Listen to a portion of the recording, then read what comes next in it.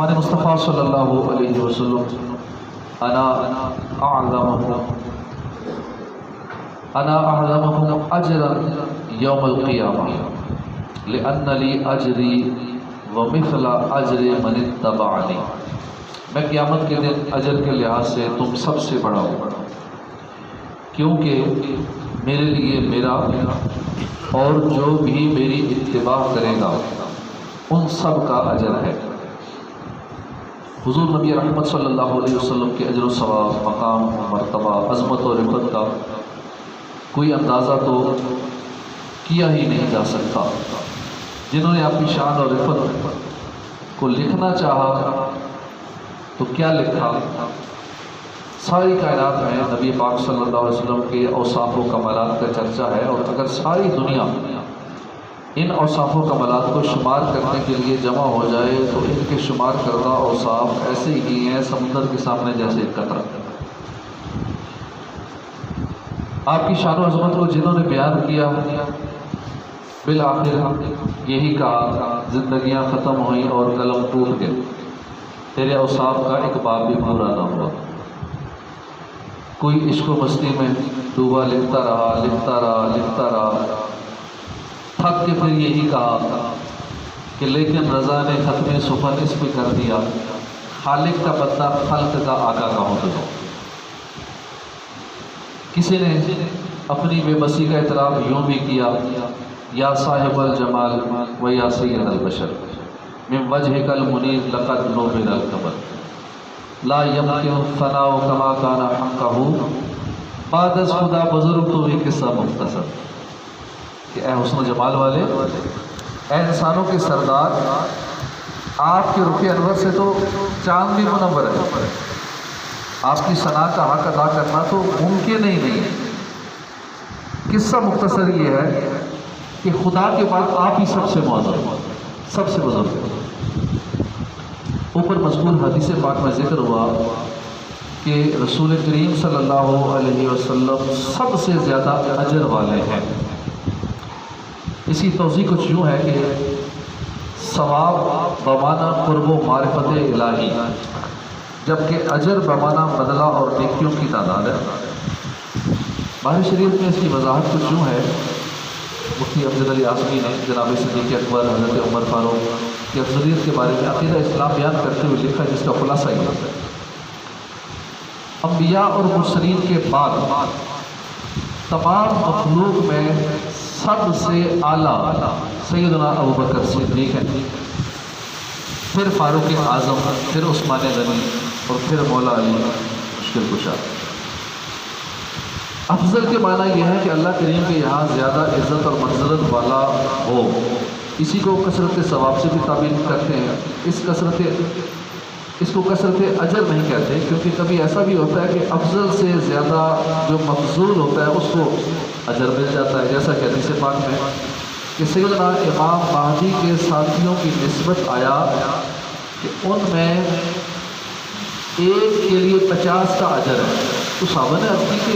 ان میں سے جو ہے 50 کا یا ہم میں سے 50 کا، فرمایا کہ بلکہ تم میں سے 50 کا، تو اجر نیکیوں کی تعداد ان کے لیے زیادہ ہے، مگر افضلیت میں وہ زیادہ ہونا تو دور کی بات ہے، صحابہ کے برابر بھی نہیں ہو سکتے، کیونکہ امام مہدی کی رفاقت اور کہاں حضور کی صحابیت، اس کی مثال بلا تشبیہ یوں سمجھیے کہ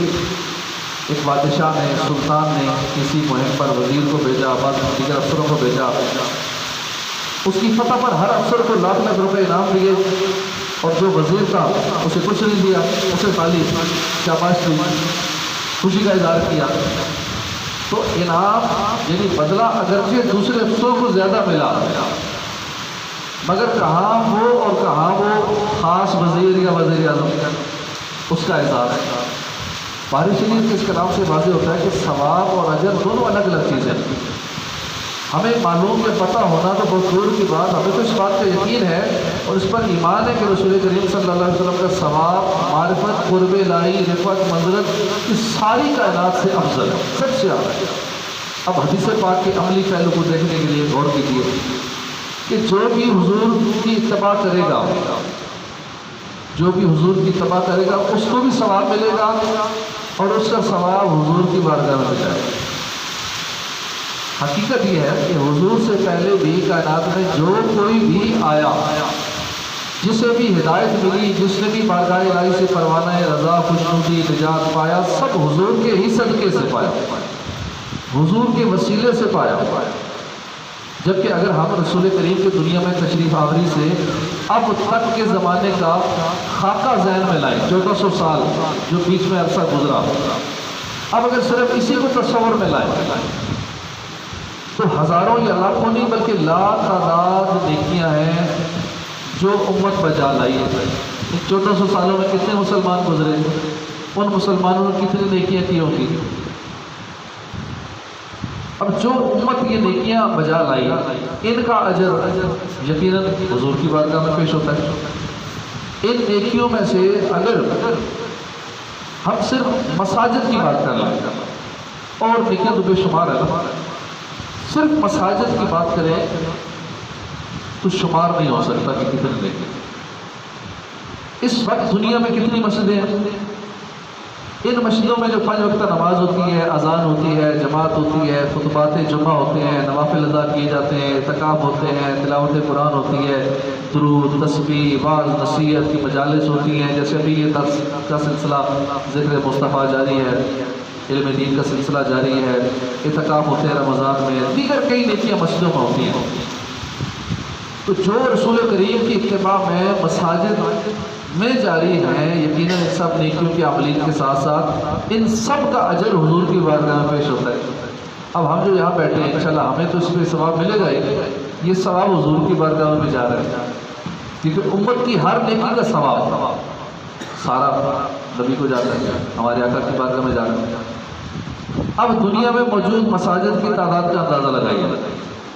2019 کی سروے رپورٹ کے مطابق دنیا بھر کی جو مساجد ہیں وہ 3.8 ملین 3.8 ملین مساجد 2019 کے مطابق، یعنی تقریباً یہ 38 لاکھ مساجد جو کسی شمار میں آتی ہے، بہت ساری ایسی جو ریکارڈ میں نہیں ہوتی، وہ شاید اس سے بھی زیادہ ہو جائے، جو ریکارڈ میں مساجد تھی 2019 کے مطابق 38 لاکھ سے زیادہ، اور یہ وہ ریکارڈ ہے جو سرکاری اس میں درج ہے۔ بھی شمار مسئلہ تو سرکاری ریکارڈ میں نہیں، حساب کتاب میں نہ کوئی رجسٹر کراتا ہے نہ ویسے چل رہی۔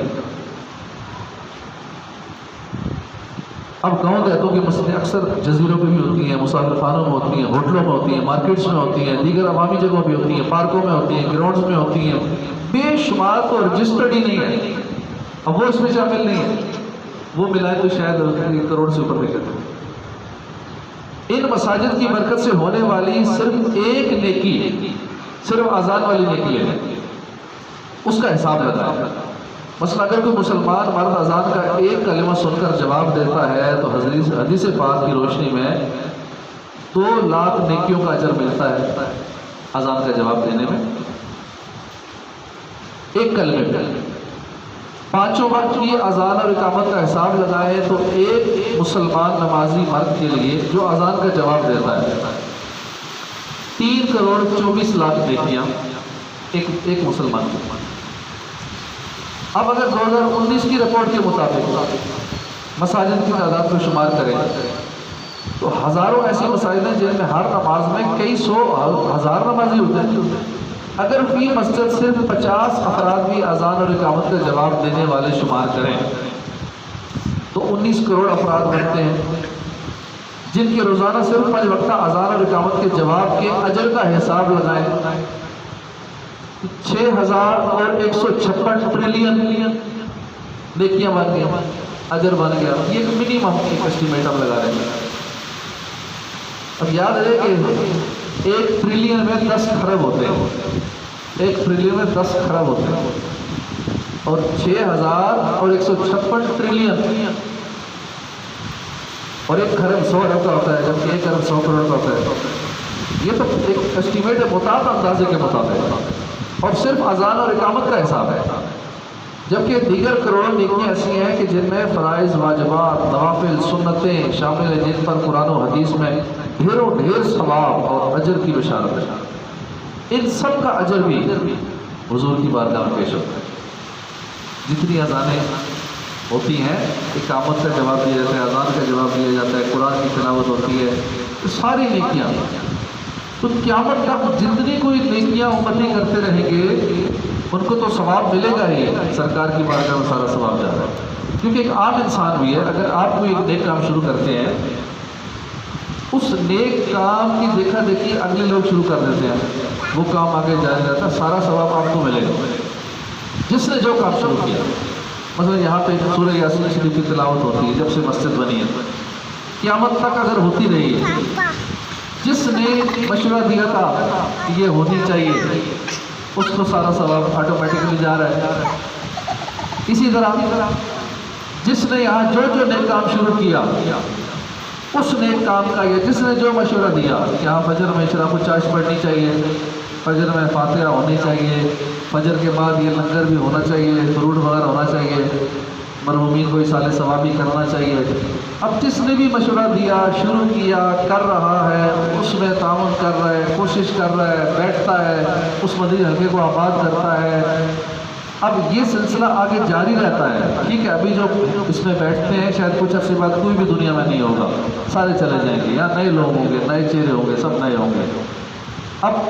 پچھلے لوگ قیامت تک اگر یہی کام جاری رکھیں جو ہم نے یہ درس و بیان کا سلسلہ جاری رکھا ہوا ہے، اسی طرح ہمارے جانے کے بعد بھی اگر یہ جاری رہے گا، امید ایک روٹین جو چلی ہوتی ہے چلتی رہتی ہے عموماً، تو جاری رہے گی تو اس کا ثواب ہمیں ملتا رہے گا، قیامت تک وہ کام جاری رہے گا، اس کا ثواب ہمیں ملتا رہے گا۔ ایک عام بندے کا ثواب یوں بڑھ جاتا ہے تو پھر سب کا ثواب ملا کے امتیوں کا حضور کے بارگاہ میں ویسے ہی جا رہا ہے۔ اس لیے ہر لمحے حضور کی شان بلند ہو رہی ہے، ہر لمحے حضور کا درجہ بلند ہو رہا ہے۔ وَرَفَعْنَا لَكَ ذِكْرَكَ کا سایہ تجھ پر بول بالا ہے، تیرا ذکر ہے اونچا تیرا، تو گھٹائے کہ کسی کے گھٹا ہے نہ گھٹے گا، جب بڑھائے تجھے اللہ تعالیٰ دے۔ اللہ کے محبوب کی بڑی شانیں ہیں، اللہ پاک ہمیں سچی محبت نصیب فرمائے اور